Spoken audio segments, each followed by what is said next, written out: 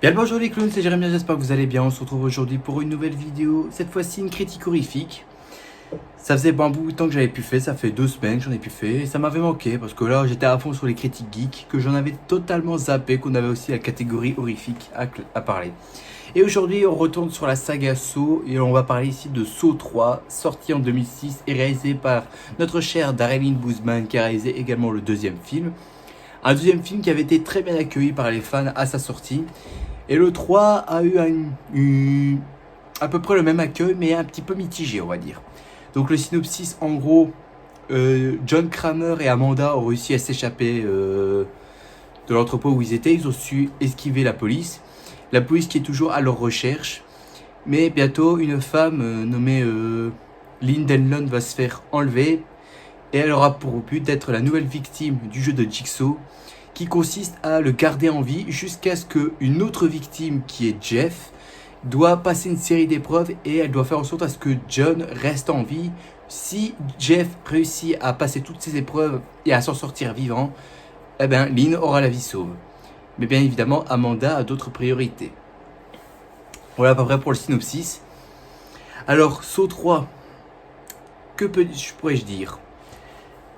Je l'avais acheté en Blu-ray une fois avec le 2, le 3 et le 4. Et le 3, ça avait commencé à être, depuis longtemps, être mon film Saw préféré. Tout simplement pour la simple et unique raison, c'est parce que je vais commencer avec ça, avec les points positifs. Tout simplement parce qu'il y a déjà, tiens, je vais balancer, c'est que le film est déjà plus violent, plus trash et gore. Ça, c'est quelque chose que j'aimais beaucoup. Et que l'histoire était franchement très intéressante. Enfin bref. La première fois que j'avais vu le film là, j'avais littéralement été sous le choc, j'avais trouvé ça beau. Je me suis dit c'est ça l'horreur qu'il faut. Mais vous allez avoir un peu plus dans ce que je vais dire, un peu plus en détail sur les points positifs. D'ailleurs au niveau points positifs, on va commencer justement avec ceci. Au niveau points positifs, il y a déjà la musique qui reste déjà toujours impeccable. On reprend bien le thème classique de Saw, on a des musiques qui sont incorporées d'une manière plus brutale. À un moment, c'est des guitares électriques, à un moment, c'est des petites musiques pop et tout ça. Quand je dis pop, c'est-à-dire pas des rappeurs ou quoi que ce soit, non, mais des petits boum, boum, boum, boum, boum, des trucs ainsi, qui pourraient représenter les battements d'un cœur en fait. Je trouvais ça pas con de mettre en sorte à ce qu'on a des petits battements de cœur dans la bande son. Mais ce qui me plaît le plus quand même, c'est quand tu as des guitares électriques pour apporter toute la dynamisme au niveau personnage, notamment quand c'est souvent sur les pièges où la musique elle s'enchaîne tellement que les séquences vont à la va-vite et que tu n'as même pas le temps de voir ce qui se passe. Donc la musique pour moi c'est déjà un gros point positif également pour ce film là, tout comme le film qui est plus différent des deux autres comme je vous l'ai dit, c'est que là il est plus trash et plus gore que ses deux prédécesseurs. Et pour moi c'est ce qu'il faut dans les films d'horreur, il faut que ce soit trash et gore en fait. Parce que si tu mets pas ça, déjà tu t'ennuies un petit peu quand même. Hein. J'avais bien aimé quoi dans le 1 et le 2 c'était hyper sombre, t'avais une enquête policière et tout ça, mais là, j'ai l'impression que là on se concentre plus sur le côté gore et trash sur les victimes. Et personnellement, moi j'aime bien, ça me pose aucun problème. Pour moi, je trouve ça franchement correct, honnêtement. Pour un film Saw, pour moi, je vois ça en fait. Je vois comme des trucs trash et gore. Quand Jigsaw crée ces mécanismes, tous ces pièges et tout ça, afin que les victimes soient piégées dedans, il faut quoi c'est trash et gore en fait. Parce que si tu le butes juste là et que tu as juste 2-3 gouttes de sang qui tombent, c'est pas très intéressant. Il faut voir quoi la victime souffre en fait. Il faut voir qu'on a des membres retournés, des os brisés, des mâchoires fracturées et tout ça. Il faut voir ça dans un film Saw. Pour moi, dans Saw 3, ça montre exactement ce que je veux voir pour ma part. Parlons d'autres personnages. Déjà, comme je l'avais déjà dit dans le Saw 2, c'est déjà John Kramer. Voilà, Tobin Bell fait toujours un travail impeccable, franchement. Il est toujours aussi charismatique, aussi impressionnant. On voit qu'il a l'avantage et tout, puisque Jigsaw a toujours l'avantage. Mais là, l'interprétation de Tobin Bell, que ce soit dans Saw 2, Saw 3 ou même tous les autres, il reste toujours impeccable pour moi. Parce qu'un film Saw sans Jigsaw, ça ne marche pas. Et oui, je repointe du doigt le film Spiral. Hein. Je repointe du doigt celui-là. Hein. Mais voilà, bref, comme je l'ai dit, John Kramer reste pour moi l'un des personnages les plus impressionnants et les plus charismatiques qu'on a jamais été créés dans cette saga. John Kramer, c'est grâce à lui que il nous a marqué, c'est ce genre de personnage qui nous a marqué, quoi on est vraiment impressionné par ses motivations, ses faits et gestes. On est tellement impressionné par ce qu'il fait. Bon là, il fait pas de faits et gestes parce que là, il est en Il est sur un lit d'hôpital, du coup, il bouge pas. Il bouge presque pas. Mais bon, même quand il est couché, même quand il parle, tu dirais il a pas peur de ce qui lui arrive, en fait. Il a pas peur des moments qu'il est en train de vivre actuellement. Parce il sait de A à Z ce qui va se passer, en fait. Parce que, comme il le dit, il connaît n'importe qui, en fait. Il connaît chaque être humain qu'il connaît. Et puis, je vais le répéter peut-être pour la critique du 5e film, mais dans le 5e film, dans un flashback, il dit, si on sait bien anticiper le comportement humain, ça ne laisse aucune chance au hasard. Ça veut dire qu'en fait, John, il sait exactement comment les victimes se comportent. Il sait que les victimes qu'il choisit, il connaît tout de leur comportement, comment ils agissent et tout. Ils connaissent ses victimes par cœur. C'est ça qui fait un personnage très impressionnant. Il n'y a pas que Jigsaw aussi qui est aussi impressionnant, c'est aussi Amanda. J'ai l'impression que là, Amanda, elle est beaucoup plus développée que dans les deux autres, en fait. Elle est beaucoup développée au niveau de sa douleur. On comprend que là, elle a une douleur, on comprend que quoi, elle a vraiment une vie catastrophique et tout. Qu'elle se perdait et tout, elle se mutilait et tout. C'était franchement une personne qui ne savait pas qui elle était, en fait. Elle était vraiment perdue, en fait. Et à chaque fois, on se rend compte qu'en fait, elle était vraiment obligée de participer au jeu de Jigsaw, que John a essayé de le prendre sous son aile pour la redresser sur son chemin à lui. Et j'aime bien le fait qu'elle est torturée, notamment dans les séquences de flashback.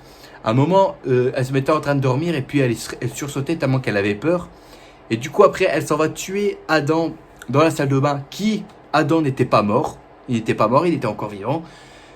Et là, elle le tue avec un sac plastique et tu le vois en train de pleurer et tout ça parce que tu sais direct qu'elle n'a pas envie de faire ça, mais elle est obligée, elle ne peut pas lutter en fait.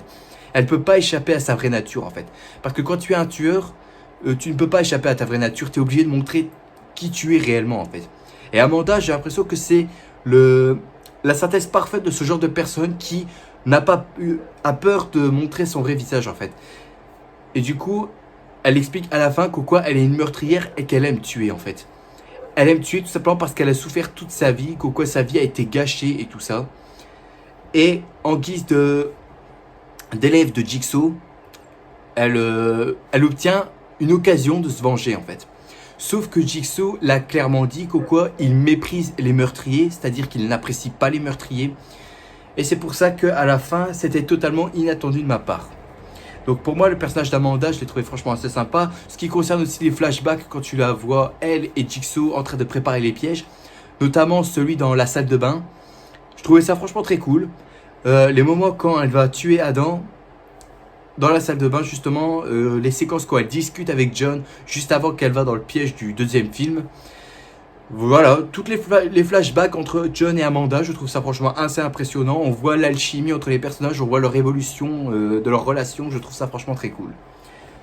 Maintenant au niveau des pièges, on va se faire plaisir parce que là il y a des pièges qui j'ai trouvé franchement très impressionnant. Déjà le tout premier piège, c'est vraiment le piège de Troy, c'est-à-dire le mec qui a des chaînes autour de lui, qui est dans une classe d'école primaire. Et il a des chaînes partout, il y a même une chaîne là. Je trouvais ce piège franchement très barbare. Et il avait pour but en fait de se libérer de ses chaînes pour atteindre la porte et sortir. Sauf que le mec, il n'y arrive pas. Puisque tu m'étonnes qu'avec des chaînes ainsi, tu dois te les arracher et tout. Ça doit faire mal. Mais encore quand il doit s'arracher la chaîne qui est accrochée au bas de sa bouche et tout, et à sa gorge. Mon Dieu, la douleur, je me dis, j'aimerais pas être à sa place, franchement. Et c'est ultra bien fait. Hein. Au niveau des détails et tout, je trouve ça franchement ultra bien fait pour un film de 2006. Comme je l'ai dit plusieurs fois, les films qu'on a eu il y a longtemps, c'était beaucoup mieux que les films de maintenant. Mais là, le piège de Troy, je trouvais que c'est un des pièges les plus barbares et violents dans ce film-là. Mais ce n'est pas le seul, bien évidemment. On a aussi le piège de Kiri qui est, je vais appeler ça l'ange de la mort, je vais appeler ça ainsi parce que je vois ça, où elle a des cages qui sont accrochées à son torse et qu'elle doit récupérer une clé qui est dans un petit pot d'acide en face d'elle. Sauf qu'elle plonge sa main mais sa peau se décompose et tout ça, elle fond. Mon Dieu, et après quand elle n'arrive pas et que du coup tu as ces cages thoraciques qui explosent, putain ça c'est un piège que là, j'étais impressionné la première fois que j'ai vu ça. Mais je le vois encore de nos jours, je me dis ça c'est un piège qui avait de l'imagination. Ça c'est un piège où on ne nous prend pas pour des cons. Un piège où c'est ultra bien organisé et tout ça, un piège très violent et même un piège très dur dont je crois personne sur Terre n'a envie d'être dans ce genre de piège. Moi non plus, j'ai même pas envie d'être là-dedans, hein, parce que je tiens à ma vie, je tiens à mon ventre et tout, je tiens à mes cages thoraciques, je veux pas qu'on me les arrache. Ensuite, on a le piège du juge où le mec il est couché dans une benne de ferme ou je ne sais pas quoi, et à un moment il se reçoit les bouillies de cochon complètement déchiquetées. Oh, mon Dieu, ça aussi c'était ultra dégoûtant, c'est ultra dégoûtant et j'ai pas envie d'être là-dedans. En plus, quand t'as ça, un conseil, ferme la bouche. Parce que tu reçois toute la bouillie de cochon et tout dans la bouche. Je peux te dire que là, tu peux vomir. Hein. Tu te noies même dans ton propre vomi si t'es dans ce piège-là. Mais c'est un des pièges que j'ai trouvé franchement dégoûtant. Et ça, c'est encore une fois de l'horreur parfaite pour moi. Parce qu'il faut avoir des pièges dégoûtants comme ça. Quand il n'y a pas de piège dégoûtant, ça ne marche pas en fait. En fait, j'aime bien quand les pièges soient dégoûtants et aussi trash et gore et violents. Ça, c'est ce que j'aime en guise de piège de Jigsaw en fait. Parce que si c'est des pièges banals où tu sens pas la douleur, tu ressens pas de l'empathie pour la victime, bah tu t'ennuies en fait, tu t'ennuies. Hein. Mais bon, là, le piège du juge est quand même assez très dégoûtant et ça, je trouve ça très bon. Notamment un piège que j'ai trouvé franchement impressionnant, c'est le piège de Timothy, c'est-à-dire l'assassin de l'enfant de Jeff, dont on va en parler un peu plus tard. Où là, c'est ce piège-là, j'ai trouvé génial. Où là, tu as tous les membres qui tournent au niveau des poignets, des chevilles, même de la tête et tout. Ce piège-là, je l'ai trouvé franchement ultra bien foutu, franchement. Et je trouve que ça, j'aime bien pourquoi c'était un face-à-face incroyable où tu as le père qui est en face du meurtrier de son enfant. Je trouvais ce face-à-face impressionnant. Et là, Jeff avait le choix entre soit le laisser mourir ou essayer de le sauver et pardonner pour ce qu'il a fait. Bien évidemment, il le fait à la dernière minute, quoi, il veut le pardonner, mais au final, il est mort. Donc, il n'a pas pu le sauver. Après, c'est vrai que c'est un dilemme assez compliqué. Hein. Quand t'es père et que tu as le meurtrier de ton enfant en face de toi, tu ne sais pas ce que tu peux faire en fait. Si tu le pardonnes ou si tu l'envoies en enfer en fait. On va appeler ça comme ça.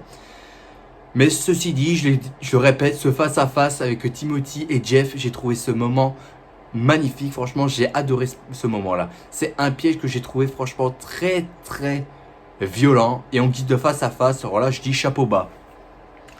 Ensuite, la séquence où tu as le docteur Lee Denlon qui fait l'opération du cerveau de John. Ouh, où il veut exploser le budget. Hein. Ah, quand tu vois les détails sur le cerveau de John et tout, oh là là, ils ont explosé le budget. Hein. En plus, quand tu accompagnes ça avec la musique par derrière, c'est impressionnant. Je trouvais ça franchement très impressionnant au niveau des détails et tout. Franchement, je trouve ça impeccable. C'est assez... ça monte du sang, il y a des boyaux, c'est assez correct et c'est pas bâclé. Parce que moi, j'aime pas dans les films d'horreur quand c'est bâclé. Quand t'as des petits détails comme ça, là, j'aime pas quand c'est bâclé. Mais là, c'est pas du tout le cas. Là, c'est ultra propre, c'est ultra magnifique. Bref, je dis, c'est magnifique encore une fois pour Saw 3. Donc, encore une fois, chapeau bas. Chapeau bas, c'est tout ce que j'ai envie de dire. Maintenant, je reviens là. Un moment assez triste pour un film Saw. C'est que là, l'histoire entre Jeff qui veut venger la mort de son fils, ça m'a touché. Franchement, ça m'a touché. Au début, la première fois que tu vois Jeff et que tu te dis que quoi, ça va être encore un mec tout simplement casse-couille ou quoi que ce soit. Mais non, après, tu as des flashbacks que quoi, son fils est mort et il est devenu alcoolique et tout et qui cherche la vengeance. Du coup, tu as de l'empathie pour lui en fait. Tu as de l'empathie pour le personnage de Jeff. Et même moi, j'ai eu de l'empathie en fait. Parce que là, le fait quoi, il se retrouve face à son meurtrier puis aux témoins qui ont assisté à la mort de son fils. À savoir, tu as eu une témoin, tu as eu le juge, il s'est retrouvé en face de son meurtrier. Franchement, je trouve ça beau, franchement. Pour un film Saw, je trouve ça bien. Pourquoi on apporte des histoires comme ça où tu as un père de famille qui veut se venger de la mort de son enfant. J'aime bien ça. L'histoire entre Jeff qui veut se venger de la mort de son fils, elle m'a touché. Franchement, ce moment, ça m'a touché. Toutes les séquences où tu vois Jeff qui veut vraiment avoir la justice pour son fils, mais que bien évidemment il n'y arrive pas puisqu'il n'y a pas les moyens et que le juge a libéré le meurtrier, ça a mis Jeff fou de rage qui cherche à se venger personnellement. Mais la séquence qui m'a vraiment le plus touché, c'est quand t'as Jeff qui est dans... Pour sauver le juge, il devait brûler toutes les affaires de son fils dans un incinérateur afin de récupérer une clé. Et quand il le fait, tu vois la tristesse sur son visage. Franchement, ça m'a versé une larme. Quoi, tu vois le père qui est en train de brûler les affaires de son enfant, qu'il a perdu. Ça m'a touché. Franchement, ça m'a touché quand j'ai vu ça.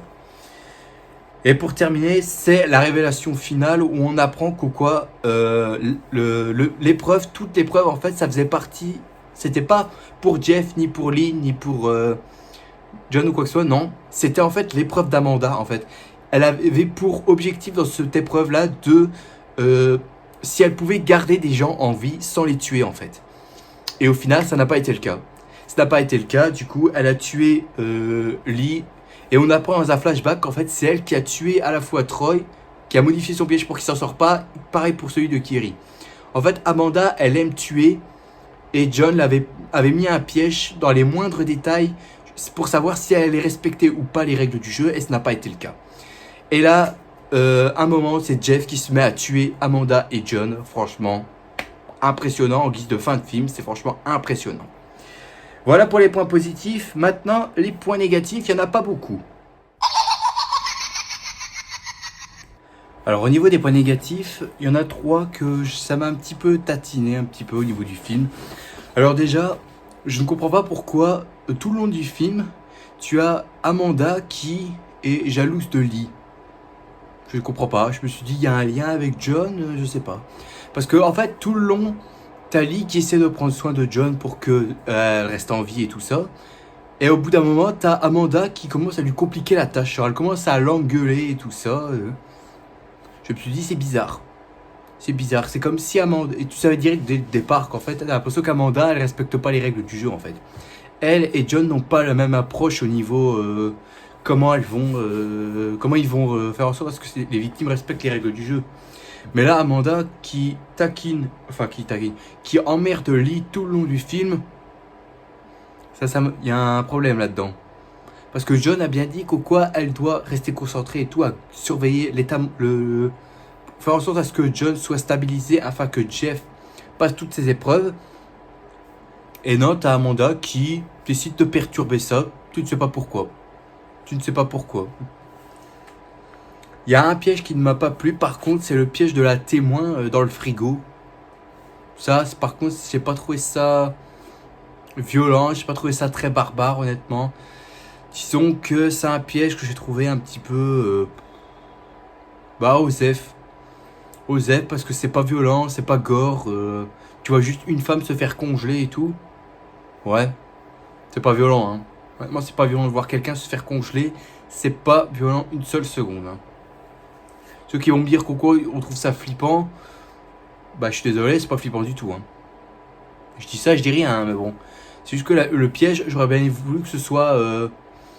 genre une fois qu'elle est congelée, t'as Jeff qui la touche, et hop, elle est fracassée, hop, elle est cassée, elle est complètement brisée. Mais là non, t'as rien. Elle est juste ainsi, elle se fait balancer d'eau froide à la gueule, et elle fait que hurler. Par contre, on voit bien ses nids barrés, hein. Je dis ça, je dis rien. Et pour terminer, c'est les séquences de flashback où tu vois Eric Matthews. C'est pas non plus intéressant. C'est pas non plus intéressant où tu vois un moment que Eric Matthews a réussi à sortir de la salle de bain. Et que t'as une baston entre lui et Amanda dans les couloirs. Ça dure des plombs cette scène et je me suis dit j'ai pas trop envie de voir ça.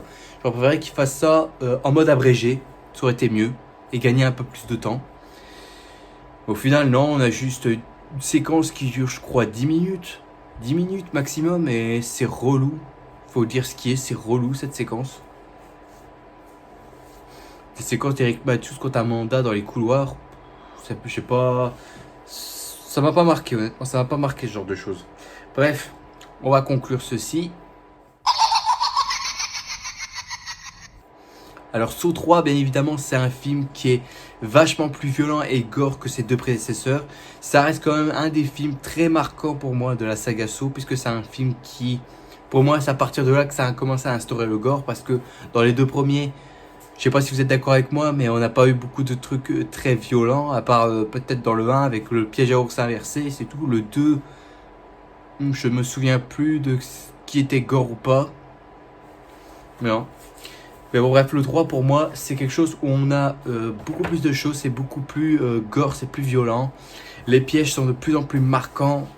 Le personnage de John Kramer est toujours incroyable. Amanda, là je pense que là dans ce film là, vous allez kiffer Amanda. C'est moi qui vous le dis, vous allez adorer ce personnage. Parce qu'elle est vraiment torturée et tout ça, et l'actrice fait un travail franchement impressionnant. Tout comme Tobin Bell pour ce rôle de Jigsaw. Honnêtement, tout ce que je peux vous dire, c'est juste regarder Saw 3, vous allez passer un très bon moment pour ma part. Voilà. La note que j'ai choisi de mettre à ce film-là, j'ai mis un joli 15 sur 20.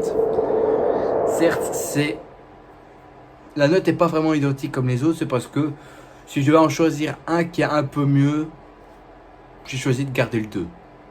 J'ai choisi de garder le 2 parce que le 2 reste quand même un peu au-dessus. Mais bon, voilà quoi. Donc voilà, donc 15 sur 20 pour Saw 3, c'est une très bonne note, franchement. Si vous êtes d'accord avec moi, vous me le dites. Et faites aussi votre propre note dans les commentaires, bien évidemment. Mais bon, je sais qu'il y en a certains qui le font direct, donc je ne vais pas le répéter. Bref, en tout cas, j'espère que cette vidéo vous a plu. Si c'est le cas, mettez un gros like qui fait extrêmement plaisir et qui me motiverait bien évidemment à continuer. Mais aussi également à vous abonner pour ceux qui regardent cette vidéo et qui ne sont pas encore abonnés à ma chaîne. Et on se retrouvera bien évidemment pour demain pour une prochaine vidéo. Sur ce, je vous dis à la prochaine. N'oubliez pas le grand big smile à tout ce qui fait plaisir. Et profitez de la vie aussi, elle est extrêmement importante. Il ne faut surtout pas la gâcher. C'est moi qui vous le dis. Allez, à plus tout le monde. Salut tout le monde.